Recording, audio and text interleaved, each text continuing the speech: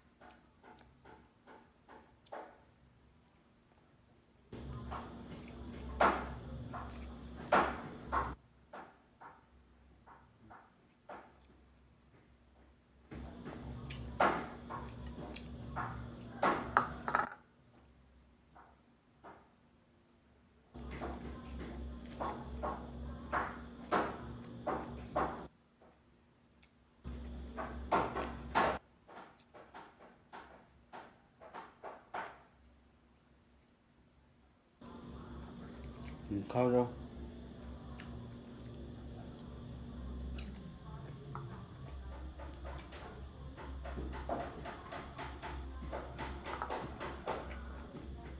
ต้องมองแล้วห้าก็กินข้าวกล้วยอยากข้าวแห้ง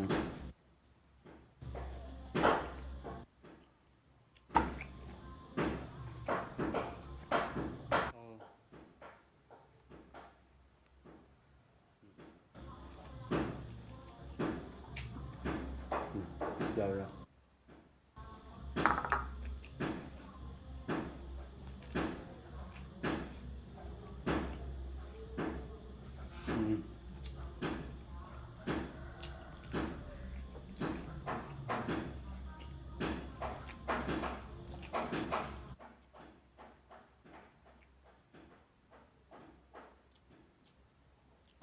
แค่นเขา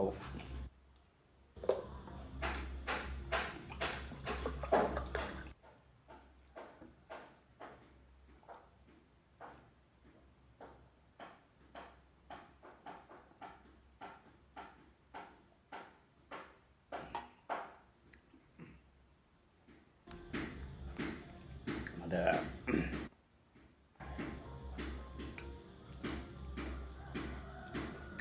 เนาะเข้าเด้อ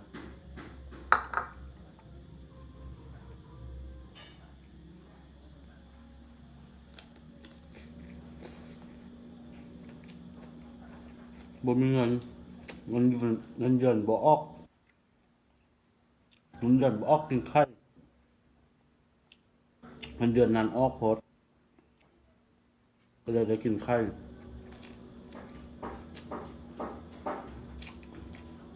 วันที่4วันที่5คนเงินเดือนออก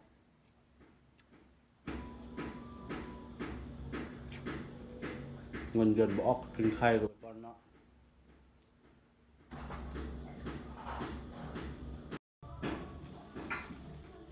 มาเด้อกินส้ม กินข้าวแล้วเมื่อกี้กินข้าววันนี้กินส้มกินข้าวแล้วกินส้มต่อมือพักผ่อนมื้อนี้กินง่ายๆกินง่ายๆเดี๋ยวทุกคนมองเด้อ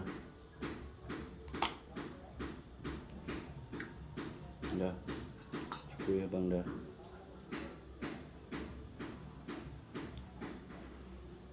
นี่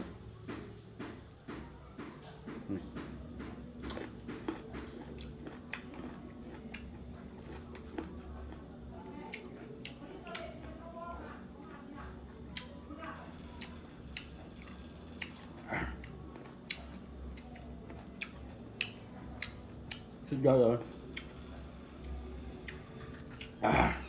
ส้มเยอะทุกคน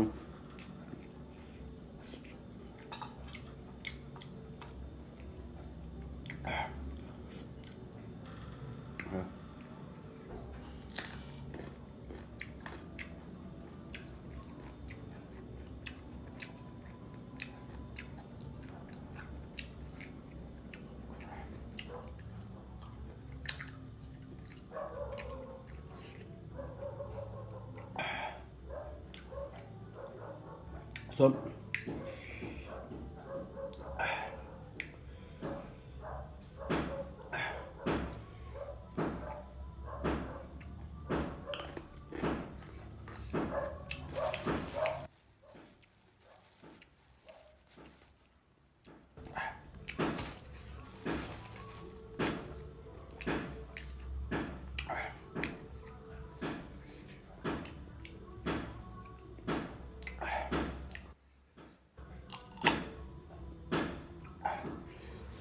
เดี๋ยวทุกคน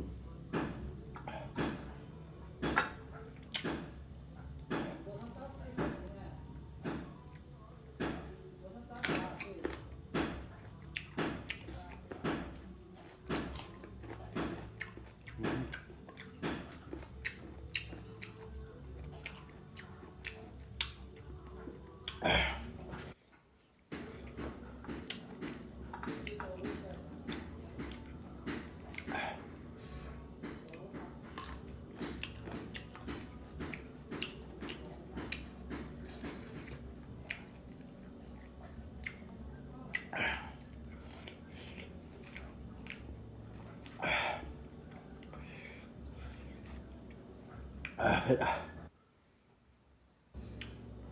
เป็นบ่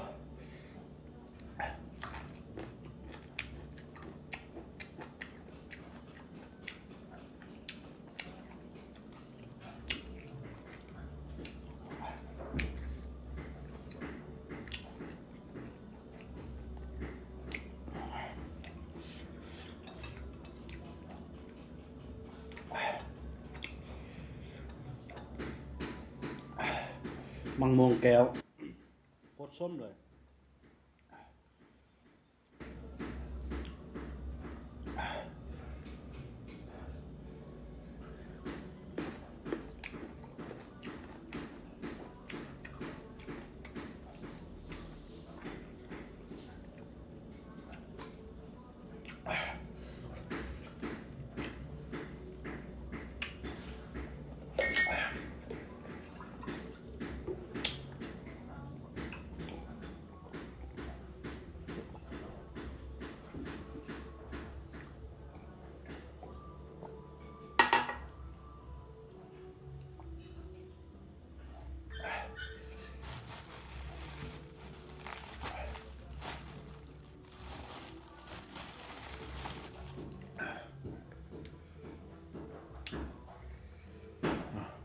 ทำในนี้พอละเผ็ด